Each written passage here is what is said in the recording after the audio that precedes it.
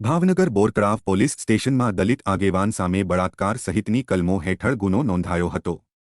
દલિત આગેવાન મનહરભાઈ કાનજીભાઈ રાઠોડ તેમજ વીણાબેન કાનજીભાઈ રાઠોડ સામે પોલીસ ફરિયાદ નોંધાઈ હતી। આરોપી મનહરભાઈ કાનજીભાઈ રાઠોડે ફરિયાદીની મરજી વિરુદ્ધ શારીરિક સંબંધ બાંધી અને કોઈને કહીશ તો મારી નાખવાની ધમકી આપી શારીરિક માનસિક શોષણ કરી રૂમમાં ગોંધી રાખ્યા અંગેની ફરિયાદ નોંધાઈ હતી।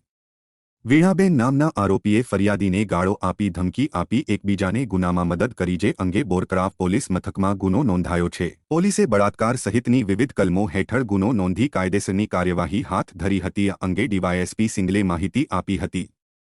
બોરતળાવ પોલીસ સ્ટેશનમાં ગઈકાલે ફરિયાદી બેને ફરિયાદ આપી છે કે આરોપીએ ઘણા સમયથી તેની ઉપર દુષ્કર્મ કરેલ છે તથા તેના ઘરમાં તેને ગોંધી રાખી અને અવારનવાર તેને મારકૂટ કરે છે અને દુષ્કર્મ બાબતેની જે ફરિયાદ જે છે એ નોંધી અને આગળની તપાસ મહિલા પીઆઈ શ્રીને સોંપવામાં આવેલી છે।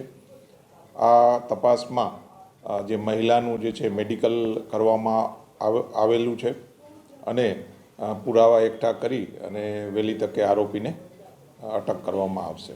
હા, એ માતા જે છે તે બી ફરિયાદી બેનને અવારનવાર મારતા હોય અને માનસિક ત્રાસ આપતા હોય એ અનુસંધાને ફરિયાદમાં તેનું નામ છે।